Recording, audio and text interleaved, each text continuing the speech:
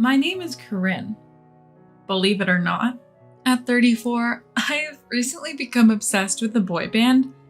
I want to share a bizarre story that happened to me 7 years ago. Back then, I was dating Ronald, who was the same age as me. We had been together for 2 years already. We both worked at the same bank, not to sound snobbish, but we were both pretty successful. As a couple, we were thriving both financially and career-wise at a young and vibrant age of 27. Naturally, we were both seriously considering marriage, or at least I was. However, no matter how long I waited, Ronald never proposed. Not only that, our dates started becoming less frequent. Eventually, he even stood me up.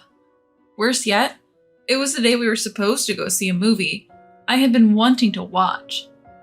It wasn't just about missing the movie. I felt like my feelings were being disregarded. I knew for a fact that Ronald wasn't busier than usual at work. If anything, his career seemed to be on a decline, especially compared to his colleagues. To put it simply, it had been overtaken by other coworkers. To make matters more complicated, I was getting signals at work that a promotion was coming my way. I couldn't help but think, am I going to hurt Ronald's pride with my promotion? Despite being angry about being stood up, I kept making excuses for him. After all, sometimes it's healthy to have some space in a relationship, right? Or so I thought. Fast forward 3 weeks. It was our first date since that infamous no-show. Ronald was late again. When I called him, he simply said, "Sorry, I forgot. I'll be there soon." Huh? Again? Annoyed, but not wanting to fight, I waited at the restaurant we agreed upon. When Ronald finally showed up, he seemed distracted, as if his mind was elsewhere. I couldn't enjoy our time together. Every time we seemed to connect, he'd pick up his phone and start scrolling. How many times did you text this person today? The entire time, our eyes hardly met. He didn't even notice that I'd put extra effort into my hair and wore a dress I never wear to work. It's like he wouldn't have noticed if I was replaced by a teddy bear. That's what the atmosphere was like. Recently, I noticed that Ronald had been checking his phone frequently at work. I never contact him while I'm at work. Before diving into work, Ronald rarely checked his mobile phone. He always said it's because it would break his concentration. This is what he himself said. So when I saw him on his phone during our date, I wondered, is he giving up on his career? I felt anxious as if it was happening to me. Is he just not into this job anymore? On a date, of all times, what's with this attitude, darling? Isn't this too careless, especially towards your girlfriend? I felt increasingly annoyed by his indifference, and I decided to speak up. So, Ron, I found someone I like. Excuse me? Like it's straight from a book. He told me he likes someone else. I then say, "Oh, that's nice.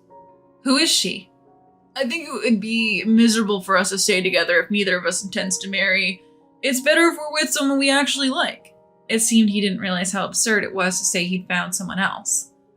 What he says boils down to, I've been keeping a marriageable woman at my side with no intention to marry. "I'm sure you understand." "No, I don't understand. At all." I replied without missing a beat. My tone was harsh. Anger took over me. Ronald seemed slightly taken aback. "What do you mean you found someone else? A coworker?" I started peppering him with questions like a child. He stammered. "I have a right to know. Are you just interested in her, or is this someone you already are involved with?" I didn't want to say it. Was he two-timing me? I felt torn between wanting to forget him and the fact that I still had feelings for him. I hated myself for not being able to despise him completely. "No, I haven't cheated on you." I felt somewhat relieved. He wasn't lying. So is he infatuated with someone? Naturally, I asked Ronald about that as well. Then Ronald dropped a bombshell. "I've realized I won't be able to advance further in my career. So I'm considering an arranged marriage with someone from a good family background. What? I was speechless. I never expected him to say something like that. Any remaining feelings I had for Ronald vanished. You know, my older brother left home because he couldn't get along with our parents. They have high hopes for me and I want to meet their expectations, but I can't do it alone anymore. Marriage might be the answer. Maybe climbing another ladder somewhere else. He tried to explain. Ronald always acts like such a goody two-shoes, who's all about family values, and I was getting tired of it. Who does this guy think he is? Even though we're the same age, all I see now is a man who's not even a lover anymore. Just a guy trying to marry into money because he knows he's lacking. My parents set me up in an arranged marriage with the daughter of a major furniture company CEO, and I knew she was the one. That's gotta be the shallowest "she's the one" I've ever heard. He's only after her family's wealth, isn't he? What happened to love? So you're not in love with a person, but a wallet? My gaze toward Ronald grows icier by the second. Ronald seems to notice, looking increasingly uncomfortable. So he does feel a bit guilty, but the conversation reaches an unbelievable climax. Given that we're getting married, I'd like us to break up. What? How many times am I going to have to say what today? If he wasn't two-timing me, we shouldn't have been dating. He only met her through an arranged marriage setup. So they've decided to get married? This might have happened among old nobility who married without ever having dated, but we're in the 21st century now. What's going on? Did your family time travel or something? So you're not even dating her, but you're getting married? Well, her parents said yes, so they told me to break up with you, Corin. Parents? Again? How old are you? How obedient can you be? I'm getting frustrated. But then it strikes me. I've heard a similar story recently. As Ronald begins to falter, I crack a smile. I'll break up with you, but you have to introduce me to her right now. You at least know her contact info, right? He looks panicked, not knowing what I'm thinking. If you don't, I won't break up with you. I press on. I would happily break up with him, but I had my suspicions. If I'm right, and I'm pretty sure I am, I concealed a grin as I imagined what would happen next. And indeed, despite Ronald's objections, I succeeded in getting him to call over his arranged marriage partner. Ronald suddenly stands up, looking past me.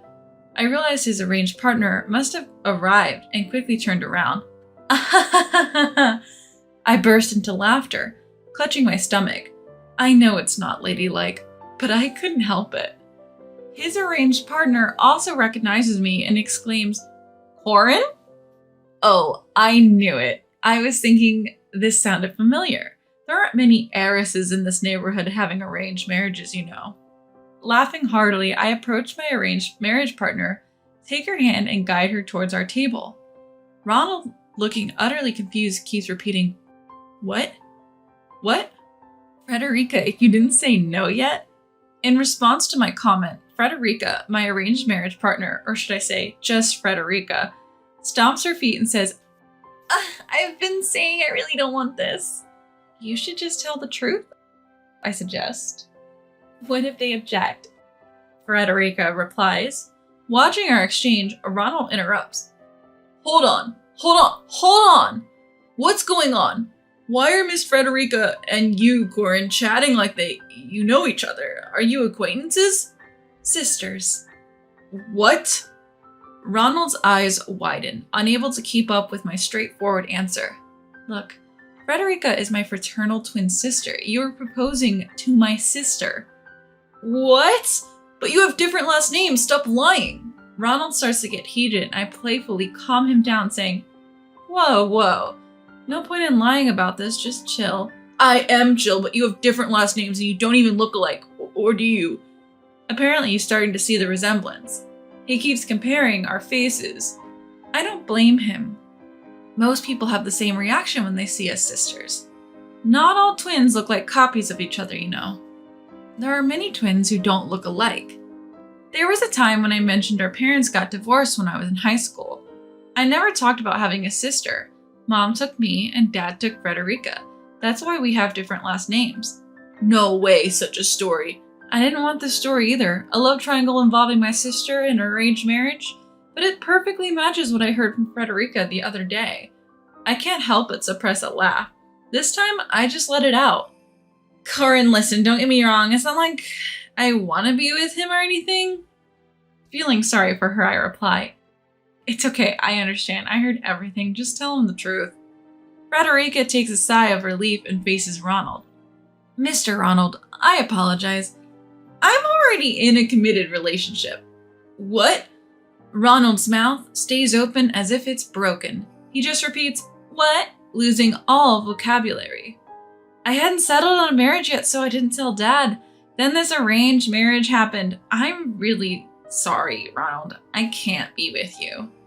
Despite being an heiress, Frederica, who isn't the brightest bulb, rejects Ronald with very straightforward language.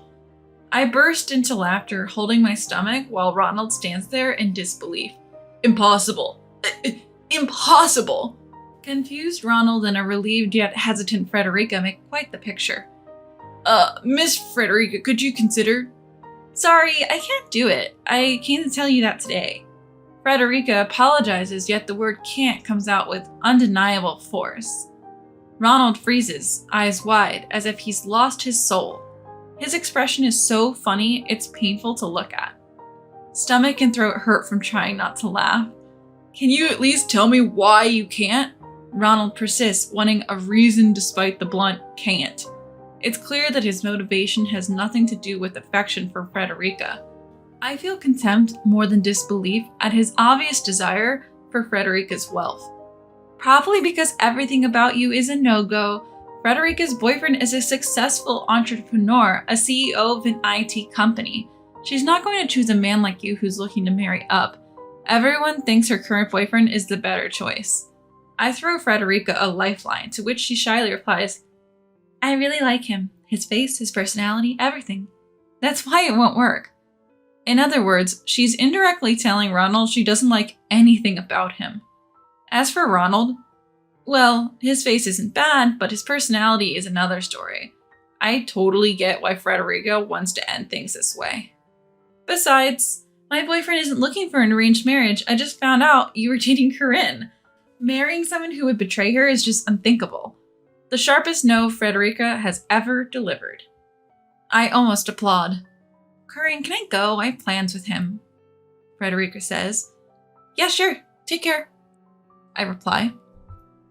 Ronald tries to stop her, but Frederica firmly apologizes and leaves. "All right, I'm leaving too. Take care," I say to Ronald, but he doesn't react. Maybe he's too shocked to be interesting anymore? Listen, one last thing. My mom originally had an arranged marriage with my dad. Know what that means? Finally, Ronald meets my eyes, looking confused. It means my mom's family was prestigious enough to arrange a marriage with a CEO like my dad. My mom is now the CEO of a company allied with Dad's. Yes, our parents married to strengthen their company's alliances. Mom was the second daughter. She wasn't supposed to be a CEO, but the eldest son's health issues and the company's poor performance changed that. And this happened 6 months ago. Ronald didn't know because I felt it was irrelevant to us. "What? Then you are..." Facing a pale Ronald, I flash a peace sign and smile. "Yep, I'm the heiress you were after. Bye now." Just as I'm about to leave, "Wait, I was wrong. I realized you're the one for me after all." Ronald blocks my way, clutching the hem of my dress. The apology feels cheap. Listen, I'm not some cheap woman who'll marry anyone with money. I don't want a man who's less competent than me and aiming to marry up. No, thank you. I angrily yelled, "Don't you ever touch me again," and shrugged off the hem of my skirt he had grabbed. I heard Ronald sobbing from behind me saying, "It wasn't supposed to be like this," but I didn't turn back. Later, I spread the story at work in a lighthearted manner. One colleague praised me, "Go Corinne," while another encouraged me, "You did the right thing breaking up. I can introduce you to someone nice." As my reputation soared, Ronald's image and standing plummeted beyond repair. He lost the trust of our boss, and his career prospects took a nosedive. The gossip even reached other branches where Ronald's classmates worked, making matters worse. Since Ronald brought this upon himself, no one took his side, no matter how much he was bad-mouthed. Before I knew it, the rumor evolved. He proposed to triplets and tried to marry them all. What a loser! In reality, they were twins, and the proposal was a bit of a stretch. But the guy was a jerk regardless, so I didn't bother to correct the rumor. Eventually, Ronald felt so ostracized he resigned. In a tough job market, he struggled to find a new job. And when he did, the workplace went bankrupt. I heard he's still unemployed. What a waste of his so-called elite status. Meanwhile, Frederica introduced her boyfriend to Dad and got married amid comments like, "Why didn't you introduce this amazing guy sooner?"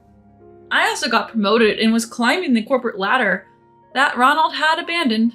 When I was past 30, I married an accountant a coworker introduced me to, and quit my job to focus on raising our 2 daughters. I could afford to be a stay-at-home mom thanks to my husband's hard work. Back when I was in my 20s, I had dreamt of marrying an elite banker, and I've been restless in my indecisive relationship. Now I'm grateful I didn't end up with a man who's like a fruit fly, attracted only to what others have. Marrying in haste can turn out to be a mistake. Now I plan to share my experiences with my daughters, teaching them to steer clear of men who are only after marital gains.